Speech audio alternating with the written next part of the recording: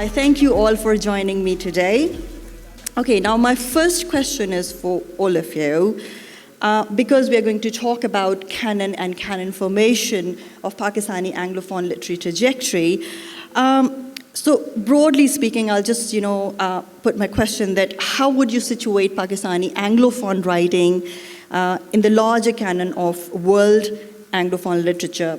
When we think about the canon controversy, particularly in the context of Pakistani Anglophone literature, who do we think of as an authority in canon making? I mean, that's the most important question that comes to our mind when we talk about canon making in Pakistan. And why this question is actually important? Because I think that our writers are doing amazing work, so we have a huge creative trajectory, and our literature is being taught across the globe, and our writers are recognized globally, but we have not yet started to work on our critical trajectory. If you see that you can just count probably a few books, the few book-length studies, critical books and monographs, which are written by Pakistani scholars. So who is deciding who is the authority in Pakistani literature? So shall we start with you, Maniza? Well, that's quite a difficult question, quite a big question. As far as world literature in English is concerned, I think Pakistani Anglophone literature is actually doing quite well. It started coming into its own. You've got writers of Pakistani origin winning awards. When you start winning an award, you can't start coming into the public eye. What is actually happening is we get sort of major awards like the Booker Prize and the Pulitzer even perhaps. But there are a lot of writers actually, in Australia, I think it's Azhar Abadi who was shortlisted for the Melbourne Prize. We don't hear about people in Australia. We don't hear so much about like Fatima Asghar in America, who's just won the Carol Shields Award. But they are there, and they are making a mark. As for canon formation, that's a more complex question. One of the issues. We've had, we have had Alamgir Hashmi in the early days. He was played a very important role in expanding the Carol. In the beginning, there was the crisis of what kind of poetry we should write and so on. And then they had this discourse of idiom where you started saying you should write about your country and not try and copy British writers. This is quite a long subject, actually. And they had this discourse on idiom. The crisis with the discourse of idiom was then they started to exclude anybody who was writing about anything else. So someone who was living in a Pakistani who was in Oxford but wrote about experience of being in Britain as a Pakistani was sort of declared, oh, well, he's not one of us. And Zulfikar Ghaus was written off because he was writing about Brazil, although he had actually written one novel, Murder of Aziz Khan, and he sees these trajectories, these similarities across the world, and his Brazilian trilogy is now regarded as a Murder of Aziz Khan on a larger scale. So these kind of canon things, there was an interesting kind of debate. So there was Alamgir Hashmi, then Tariq Rahman played a very important role. These were all books. I've tried to do my bit, but you also had anthologies. And actually what made me think about anthologies in terms of canon formation was a very interesting article by an Indian critic called Neelam Srivastava. And she wrote about how anthologies play such an important role in canon formation because they provide texts that bring to light a certain, and they're accessible to students, and they promote discussion. And so and we have had actually quite a lot of anthologies. Ilona's just done one, and there was, of course, Alamgir has done one, and I've done some. And then the other thing was we were a little late, we and everybody, actually, the Pakistani English literature only started becoming an academic kind of subject, I think in the late 90s. Yeah. That's really when it starts coming.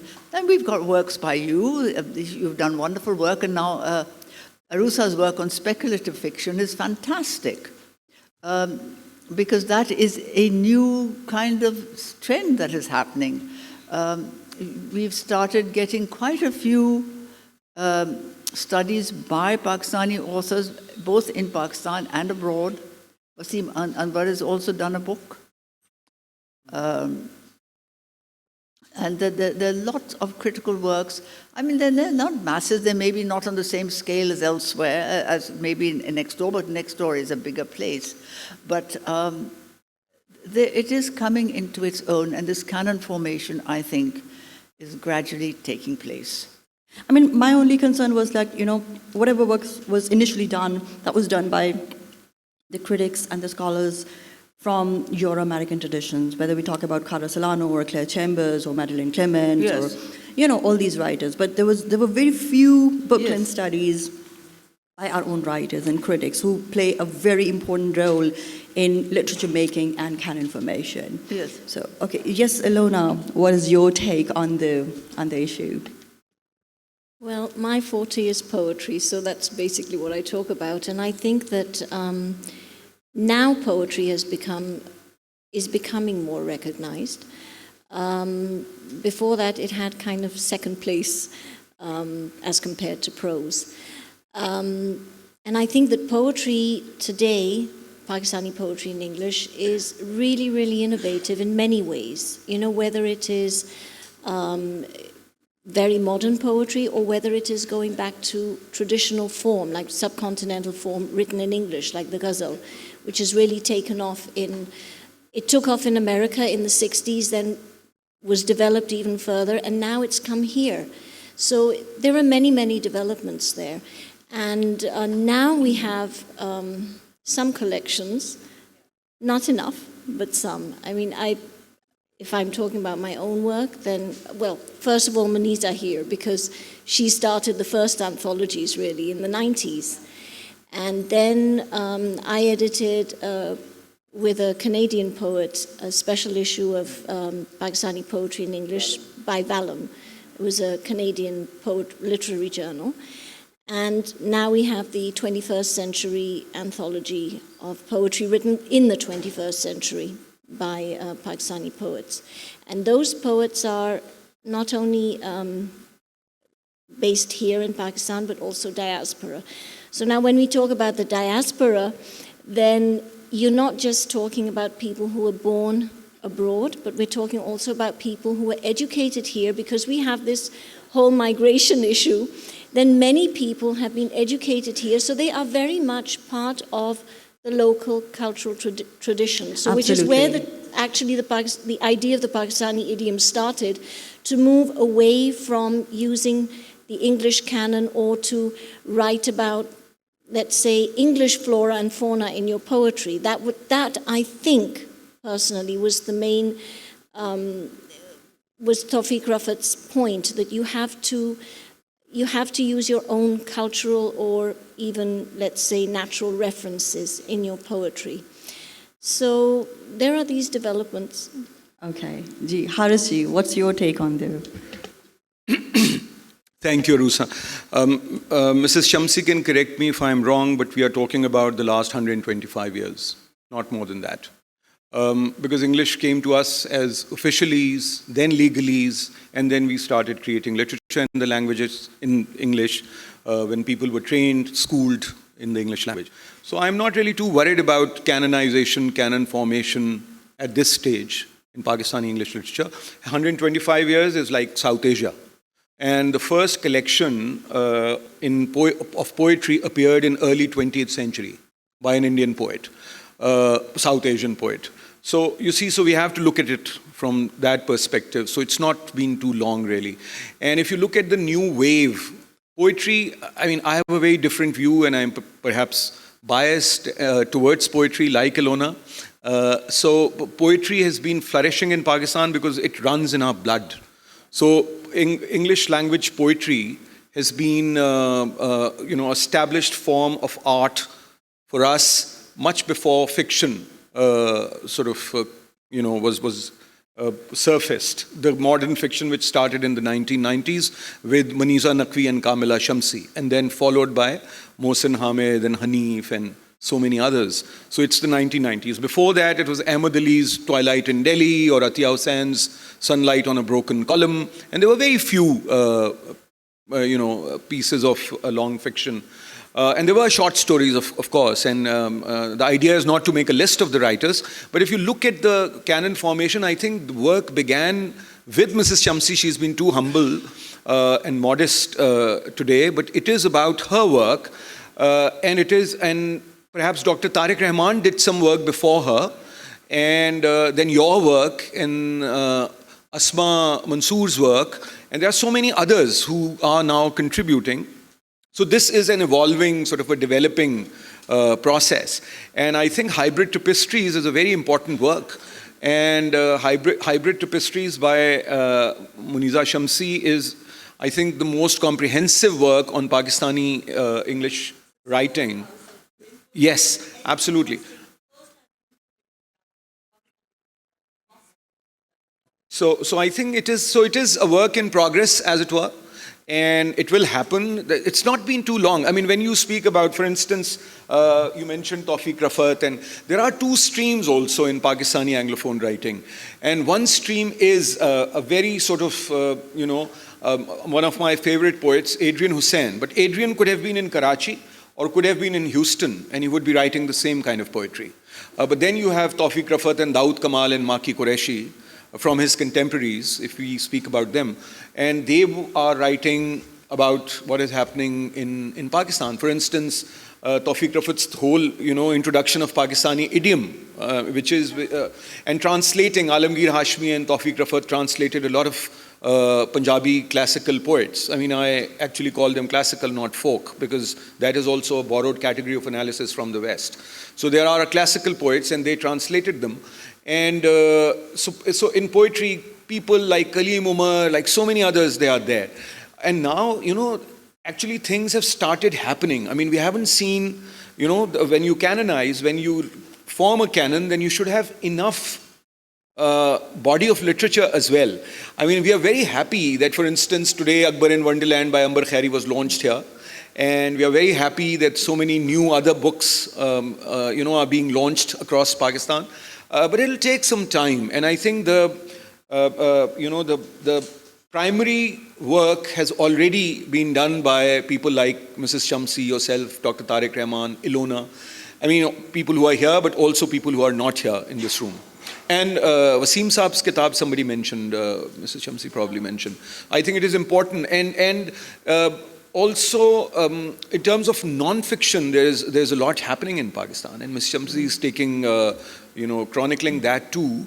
But non-fiction is something really important, creative non-fiction as well as essays and other forms of non-fiction, and science fiction, and this is all being Usman T. produced. Malik Usman Malik's, and there are many other new poets and writers, budding poets and writers, some established, some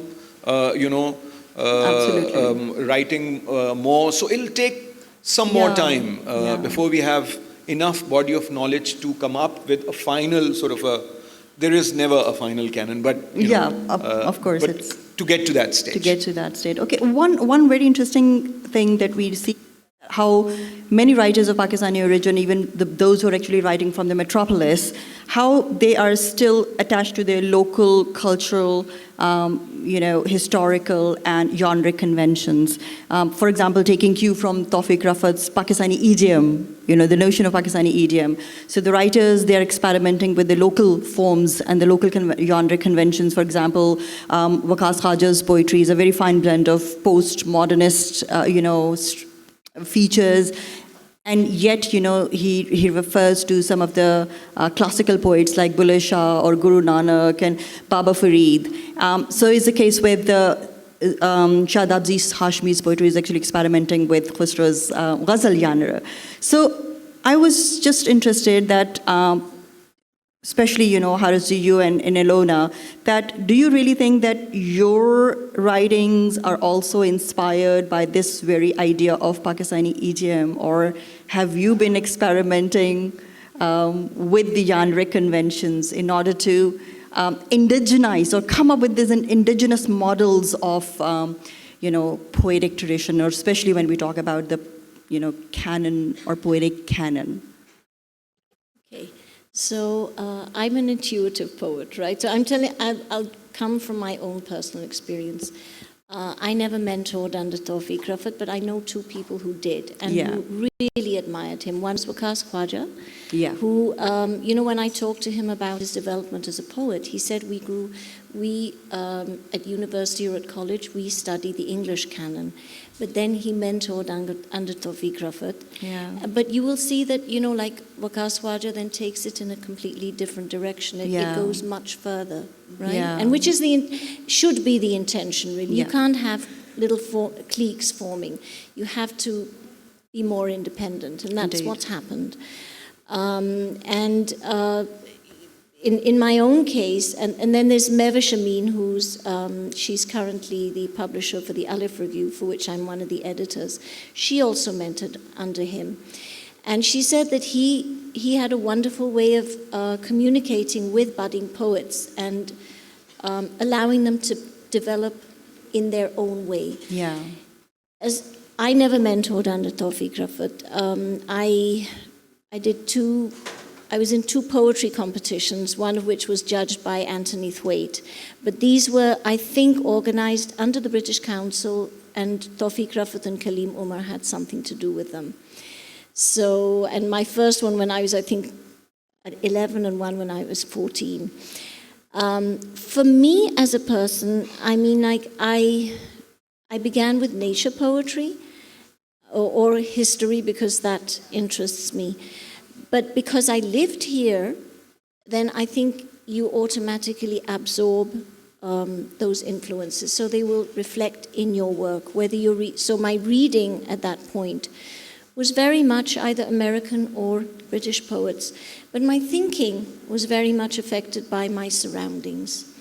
And I think that if you have a certain amount of talent or imagination and you think independently, then those influences always creep into your work or be part of it. But it comes very naturally to you, like you don't have to sort of make a special effort to incorporate these elements in your book. And I think when Tawfiq Rafat began with the Pakistani idiom, it was because when he was mentoring people, then very often people would write about English pansies and things like that. So he wanted to move away from that and to encourage people to be independent in their thinking. That was the idea behind it. Yeah. Okay, yes, Harisji, again, the same question, but just extending it a little bit more for you, like, because we see this kind of a decolonizing trend in the humanities as well. So our writers, especially, they're moving towards, or especially when I referred to, Tawfiq Rafat's idea of Pakistani idiom, I think it led many Pakistanis to sort of come, as I said, they come up with indigenous models, which was very non-West-centric kind of trajectories that they were trying to follow. So what about you, when you write, like, does it come naturally to you? Do you even think about that, or no? I think you don't make a conscious decision if you're a creative writer. I mean, for critics like yourself, you can make a conscious decision what to explore and what not to explore. Yeah. But if you're, it's not really, it can be a conscious decision when you're writing a column or an essay. But in terms of writing poetry or writing fiction, I think we come much after Tawfiq Rafat and Daud Kamal and Kaleem Umar and, Maki Qureshi. So we had that advantage of a language or an idiom which had already evolved to an extent. But it's something interesting that I would like to share, is that, from Ghulam Fariduddin Riaz to Athar Tahir, I mean, the whole galaxy of amazing poets that we have, they are all if you look at those very closely, even in Bara Masa, which is G.F. Riaz's incredibly amazing work, which is much less talked about than it should be, you see a shift, and you find what you call an amalgam of idioms. Yeah. And this is, I think, we all do. I mean, if I'm writing about Aleppo and I'm sitting in Lahore or I'm sitting in Islamabad and writing about Aleppo, it will be a slightly different, what you call style. Yeah. And when you're writing about, a riot in Karachi, then it will be a different idiom. It will be a different language. It will be a different choice of words. But that all happens naturally. But I must say that I'm essentially, my training in poetry essentially begins from John Donne, because he was my father's favorite poet. And so he would read me Iqbal and Ghalib and John Donne. And this is how it began, but I just simply cannot. I mean, I'm a very minor poet, I mean, compared to Donne, of course, but, to write in that kind of, or experiment in that kind of idiom is perhaps not possible for us anymore, because, there's so much, language has evolved so much everywhere, in every part of the world. Besides, I think there's something that I would like to point out here, is that the poets who have influenced my writing, or many of our, my contemporaries' writings, are those poets who have not originally written in English, but they have reached us through English. For instance, Czeslaw Milosz. Yeah. He was a Polish poet. For instance, English poets, so we can speak about Pound and Eliot and, everybody, Absolutely. but Anna Akhmatova, Osip Mandelstam, they were Russian poets who reached us through English. So it's very interesting to understand that experience also. Goethe, we read through Stephen Spender. Yeah. So these, so English for us is not just written in English. In English. Yeah, but English for us is also a language that opens doors for us to world literature. Absolutely. And that brings a lot of influences on our writing. But basically, it is Urdu, Persian, Punjabi, Sindhi, all these languages that have influenced my work as well. Not necessarily for everybody. Of course, people do not necessarily read or write literature in more than one language, which is fine completely. But this has been our tradition. We come from a multilingual land. All these Indo-Gangetic plains have been multilingual since forever. Yeah. And it is rather unfortunate that our new, I can see very, new young faces and people, very intelligent, bright, young women and men. It is actually unfortunate that we are becoming monolingual. So this is something that we need to go back to, and multilingualism, and learn as much as we can from the whole the linguistic landscape, the rich linguistic and cultural and literary landscape that we come from. English has actually emerged as a kind of a form for the cross-cultural dialogues as well. So absolutely. Maniza, my next question is for you. While talking about canon formation, Sandra Ponzanzi has actually flagged up a very important issue. And she says that, and I quote her, that there are several agents of legitimation that confer prestige and merit on a work of art, variously modifying its evaluation and its trajectory from production to canonization or relative oblivion.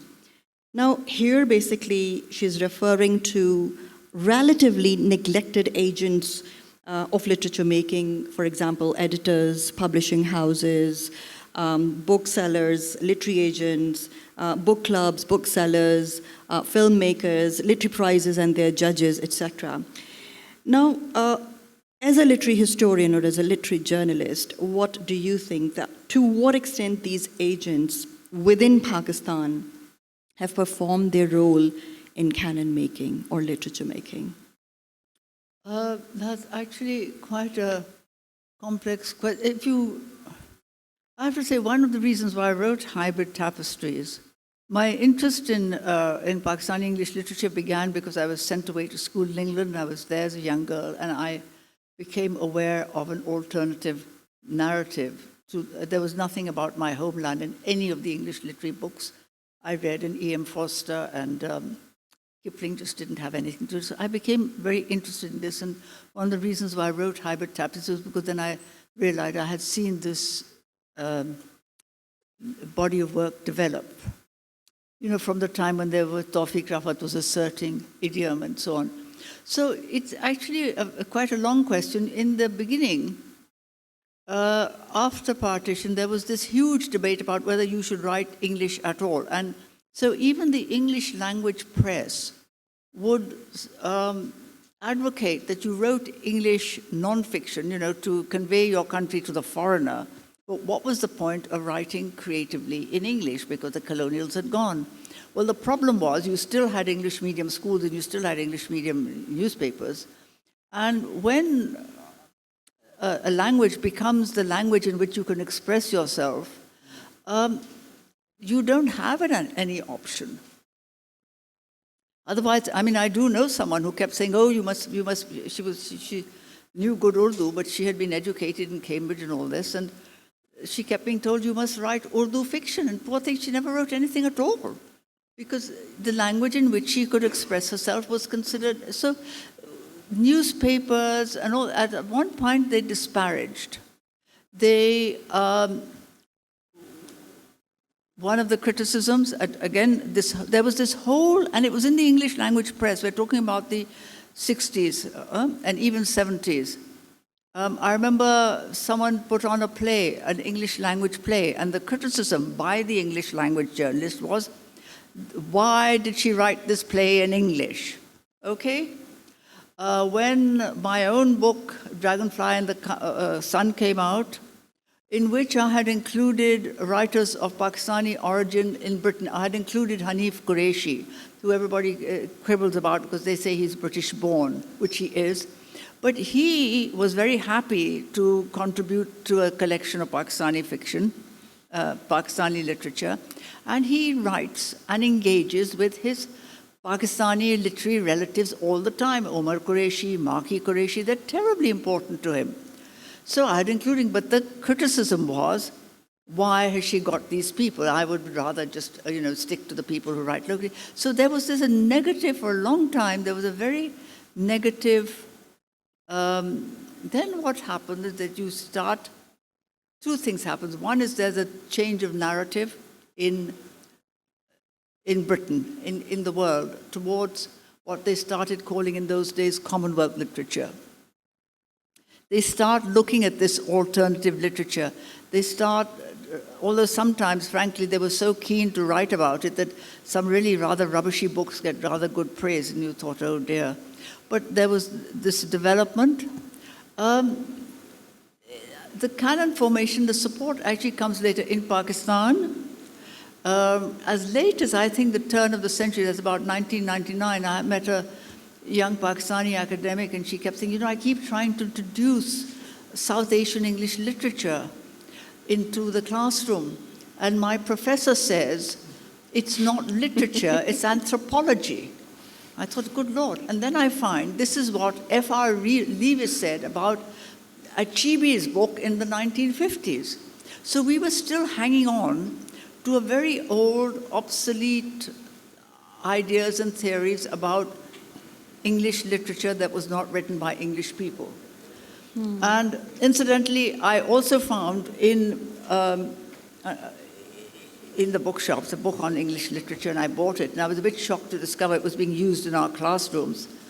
This book on English literature, published as late, reprinted, it reduced, the history of English literature was, it reduced American literature to 2 paragraphs.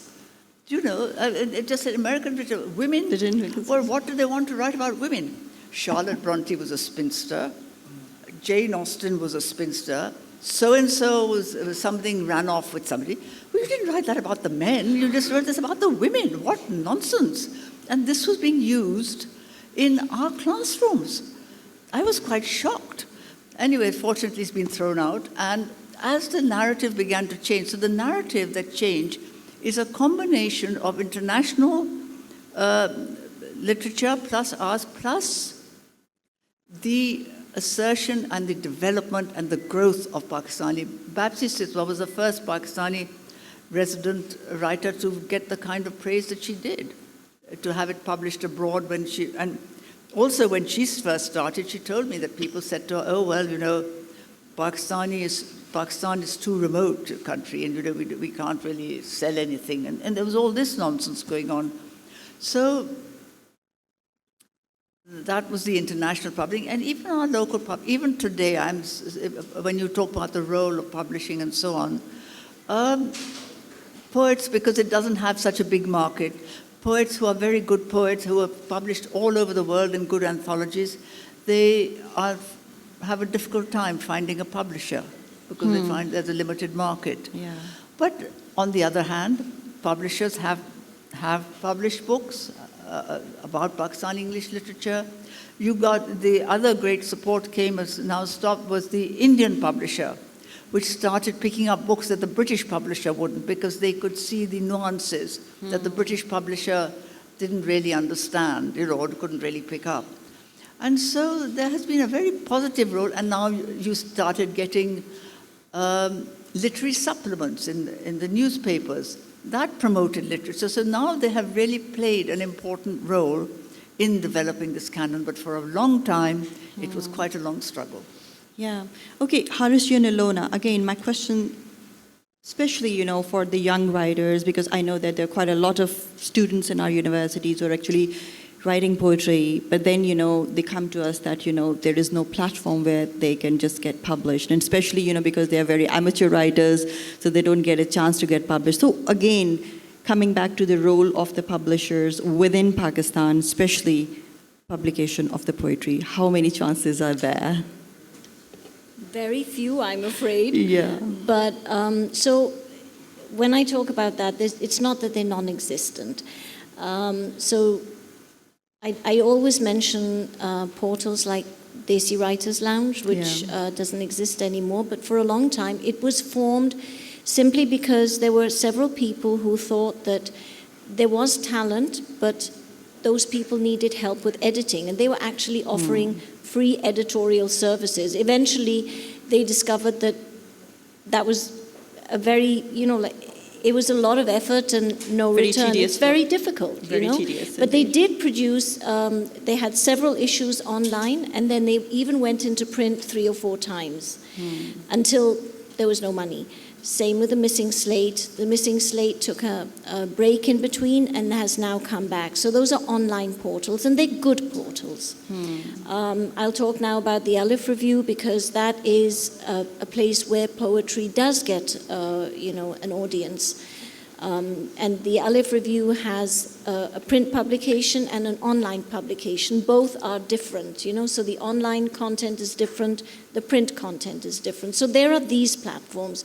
But I mean, like for instance, myself, if I want to get published, where do I go, And for younger poets, in a way, sometimes it's easier because very often they're studying, because now we do have creative writing modules in local universities as well as universities abroad. So there are opportunities for poets to actually put their work out there and have opportunities to be published abroad or, mostly abroad, actually. Yeah, and it's such a shame to see that, I don't think of any university that offers like MA in creative writing. We don't do these degrees in creative writing, whereas like so many young people really want to do creative writing, like, their MAs and PhDs in creative writing. I mean, like they're compelled to do their PhDs in English literature simply because there is no opportunity. So why is that so? Why have we not been able to sort of offer these kind of, I'm not sure if this is the right question from you, but yeah. What was the reason? I think because parents are not keen, but there's no money in it. There's no money. There really isn't any money what in it. What are they going to do with that degree once they're done with it, except that they become poets and writers? And would they be able to earn anything? Well, on a personal note, I'd like to say my daughter did creative writing, a degree, and when she used to come back, and the people would look at her and said, "What? Your parents have spent all that money to send you to do creative writing?" Yes. So it's this kind of attitude. Used to feel, Yeah. Okay, Harisji, your take on that. Well, I think it is about it's a political question really in Pakistan. I mean, until a couple of years ago when you joined Quaid-e-Azam University, neither philosophy nor literature were taught in the prime national educational institution. So you actually founded the literature faculty in Quaid-e-Azam University, and Quaid-e-Azam University has been around for, almost from the 1970s. And well, the city was born in 1960 anyway, so 1970 is still 50 years ago. So in 50 years, it took them 50 years to realize the importance of teaching literature. And that is reflective of the national priorities, the state's priorities. And there is no interest in having people, it has to be a didactic model of education, whether it is literature or liberal arts. I mean, leave alone, I mean, Iowa, I was there in Iowa 9 years ago for a semester, and there are courses, and I got to know, I mean, because I do not come from literature as a part of my training, I mean, it's not been a part of my training as such. So they teach translation. Spanish to English translation was offered as an undergrad 4-year course, degree. And that is actually quite, normal, usual in many of these universities in, more educated societies, I would say. So we do not have an interest in liberal arts. We do not want people to think critically.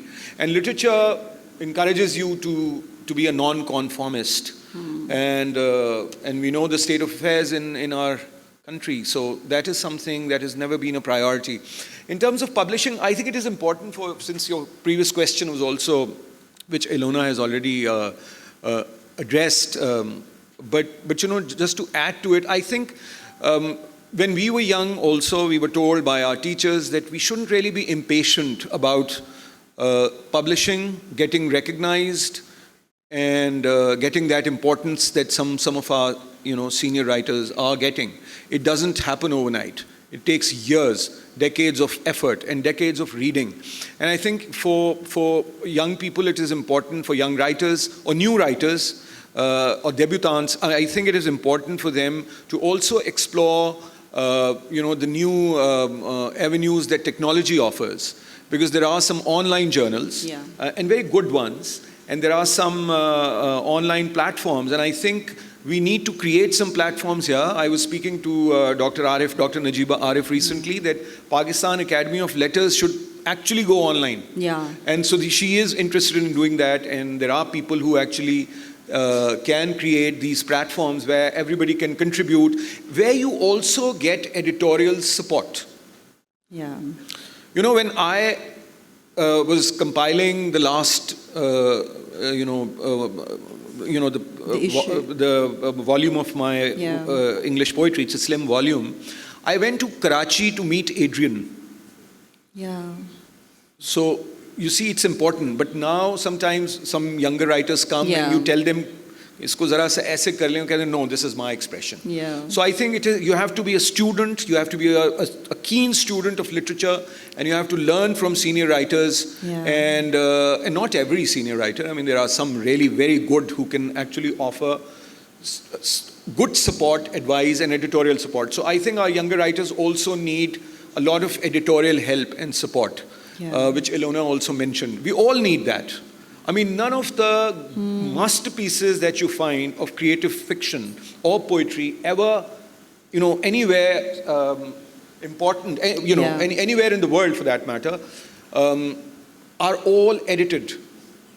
Publishers have provided that editorial service, which we do not have. We do not have any sort of system of editing in Urdu or in any other languages that we speak, or, leave alone English. So it gets very difficult. So I think our national academies and universities should provide that support to new writers. Okay. Few lines about the literature festival. I mean, this question just came to my mind because when I see, the audience, particularly, or our listeners in the literature festival this year, I don't see that overwhelming response the way we had last year. So do you think that this, again, because literary festivals play a very important role in canon formation, so how do you see the role of literary festivals in that literature making? No, we have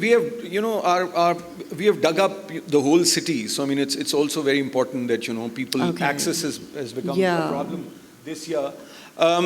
But I think it has been a good response to some of the sessions have gone very well. Literary festivals do not contribute to canon formation, I'm afraid. I mean, they do contribute to people getting together, speaking about art, speaking about literature, learning from each other, meeting each other, having a good time. But canon formation is a serious business, and it's critics like Mrs. Shamsi, or literary historians like Tariq Rahman and Mrs. Shamsi, or language historians like Tariq Rahman, and the compilations that are, not compilations, the research that needs to, rigorous academic research on literature that only the universities and academia can Of course, take up. of So course. I think festivals is a good But way to communicate to each other. They do promote the writers which are not known to most of us. Yes, but I mean, there are many writers who, there's a brilliant poet in Dera Ismail Khan, for instance, who teaches English in one of the colleges in Dera Ismail Khan. And we have failed to invite him to any of the festivals yet.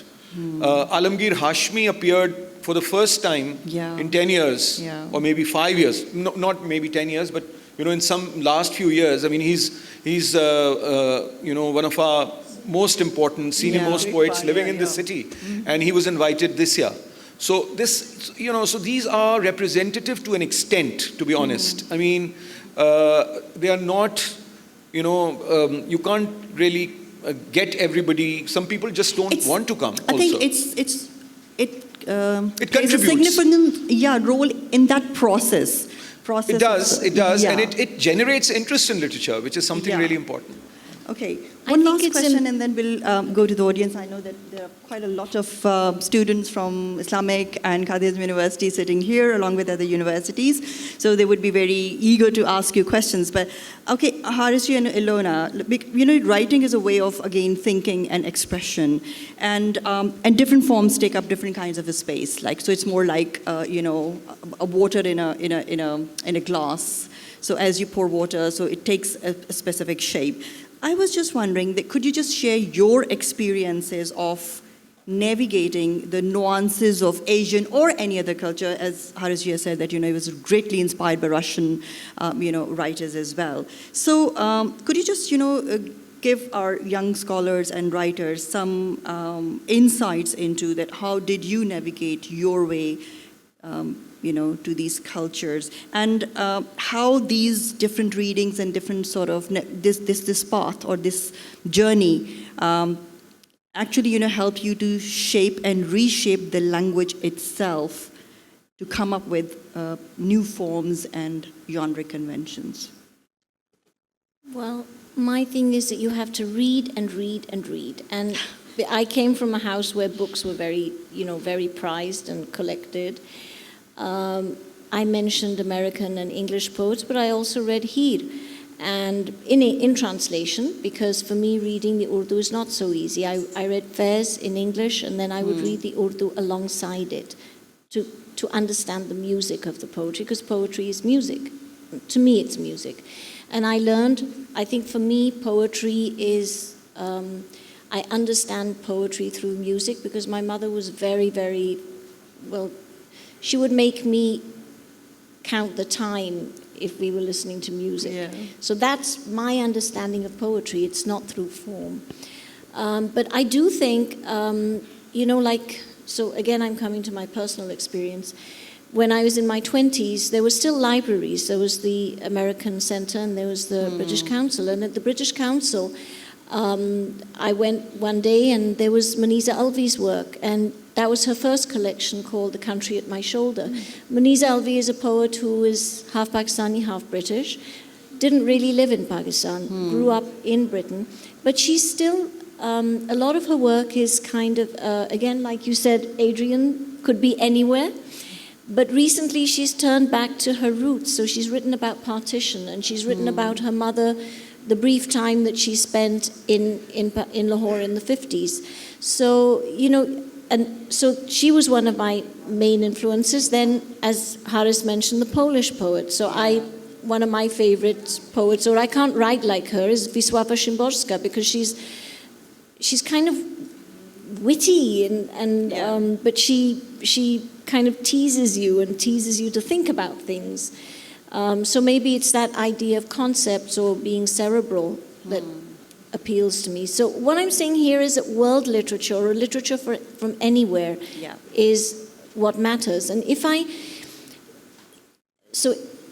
look back at history, for instance, if you go back to the ghazal, Yeah. The ghazal began in the subcontinent, but before that, if you look at the Arab Empire in Spain, I was reading about it recently that the Spanish people were very upset because Arabic became the language that poets or other writers wanted to write in. So cultural exchange has been there through the centuries. And if you talk about I don't know much about Urdu poetry, but I'm told that the Nazm, for instance, came through cultural exchange again, through modern poetry, which was written in the West and came to the East. And so this has been there throughout history. It may have been slower in past times. Now it's just at your fingertips. So the internet is something which has really kind of accelerated that process where everything is available. So your range of, like as Haris was pointing out, writers in translation, writing in different languages is very important. Yeah. All right. Yes. Very quickly, because I can see quite a few hands being raised. Very quickly, I'll just confirm what Ilona is saying. Second her. It's very, through English, essentially, but there are many good translations available in Urdu also. We should read about every culture and every region that we are interested in. I mean, I'm interested in everywhere, whatever is written anywhere. So I think I'll stop there. And it is very important to surround yourself with books, and which includes Kindle and other devices as well. So you keep getting to know, and I feel really proud that I'm one of the first readers of The Vegetarian in Pakistan before it got the Man Booker Prize. Because I happened to be in the UK and the English translation had just appeared, and I picked up a copy and introduced it to Maktaba-e-Danial, which is now published its Urdu translation. So and there is an Irish writer, Claire Keegan, an amazing novelist. I mean, all these young women, not very young, but kind of, new women writers in their 40s, 50s have also come up. And Irish, Korean, enjoy everything. Great. Thank Fantastic. you. So, can I say yes. Okay. Can we have a mic here? And then we'll go there. Yes. Yes, we'll come to you after that. Yes. Please keep your questions crisp and quick. Yes, ma'am. I mean, it's been decades since we have been producing a great body of literature, but still we are struggling with canonizing our literature. My question is that what does our literature lacks? And I think that our literature, what does it lacks is that its cultural significance. A lot of our literature that's been produced is by the Pakistani diaspora. I mean, if Kamila Shamsi has set her novel Burnt Shadows in Japan or Second World War, it should have been about the war on terror in Pakistan. And the second thing is that it lacks critical acclaim also. I mean, these literature festivals are quite good for, canonizing our literature. So it's my take. So what do you think it lacks, Pakistani literature? Okay, yes, please. Very quickly, I think what we lack, or there is a kami jo hai, that is the volume. Excuse me? I mean, this is my personal view, and this is what I said earlier, that, it's just 100 years we are speaking about. And in case of Pakistan, it's just 75 years. And our principal languages of cultural expression are different from English. So the number of books that are produced in our other languages, national languages of Pakistan, from Urdu to Pashto to Punjabi, Sindhi, so on and so forth, Balochi, the volume is much bigger each year than the number of books that we get in English. So, and the work has begun. We mentioned Mrs. Shamsi and Dr. Tariq Rahman and other people. So the work has begun. It'll take some time, but I do not agree with the idea of not writing about Second World War if I feel like writing about it. And I'm not a journalist. I mean, I may be a journalist wearing a different hat, but I'm not a journalist. If I'm interested in Shah Jahan's period, I can write a novel on Shah Jahan's period. Or a poem about Kashmir 600 years ago, I will do that. So, the choice is the writers. Yeah. I'm going to say one thing Thank you here. very much for an edifying talk. My name is Qazi Fasi, and I have 2 published books to my credit. One is an Urdu fiction book, Aankh Macholi, and the second is an English novel, The Song in the Night. I'm sure none of you must have heard of it. But this was nominated by a literary society in Dehradun, India, for a prize. It was published in India by Rupa Publishers. Now, my point is that there is not a single publisher of English fiction, not even Oxford. Thank you for them to condescend to have a session on English literature, but practically speaking, there is not a single publisher in Pakistan which would publish an English book, especially by somebody who is outside the circle of the journalists and the authors and the well-known names. I think this really needs to be addressed. Thank you. Can Yes, I- a quick comment. Yes. Well, first of all, I want to ask, when was this book published? When was the book published? It was 2019-20. It was published in? The Song in the Night, you can Google it. 2019? It's available on Amazon, and you When was can Google it. Could you just give us the year? 2019-20. 2019. 2019. Well, I'm then very surprised because it should have been at least available in the local market, even if it hadn't found a local publisher. So I'm really quite surprised that it hasn't been, and it should have been able, and it should have been reviewed. I think the other problem is that when you're published in India, then the distribution rights are also always a problem. It's like, for instance, sending the anthology that I've just edited, I don't know what the distribution rights will be abroad. They may have to publish it abroad or print it abroad. No, the And the same with distribution- India here. The distribution rights, the problem now is that nothing from India comes here and vice versa. But I think in 2019, it was still coming through, or maybe just about. The book was launched by the Liberty Books, and Dawn had written articles on it, and it's available in Pakistan, Oh, well, that's especially good. in Liberty Books. Well, And that's it's available on Amazon as well. Thank that's you. good to Thank know. you. Can we have next question, please? Yes. Yeah, I out just for wanted to ask about, you mentioned the relatively short duration of the English as a medium of literature, 125 years, and you were talking about the bulk of literature which is lacking in our case. Now the point is, how do you compare, India, Pakistan, Bangladesh, kind of the same trajectory, history? Where do we stand? And if we are behind, what do you think are the causes? I think you just touched upon some of the things like priorities, which may, in our case, are not there. And I think Quaid-e-Azam University you mentioned. Do you think there's anything? And how do we can change all that? And, obviously it's a very important part to have a literature, a budding literature and a very healthy literature, for our Okay, great thank you. Thank you for the question. Very quickly, I think there's a difference. The principal difference between India and Pakistan is that in Pakistan, the language of public discourse is not English.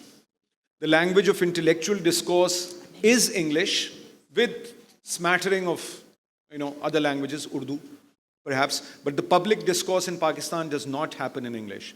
And that is a good thing also. It doesn't necessarily have to be in English. But in India, the North and South cannot communicate to each other without English.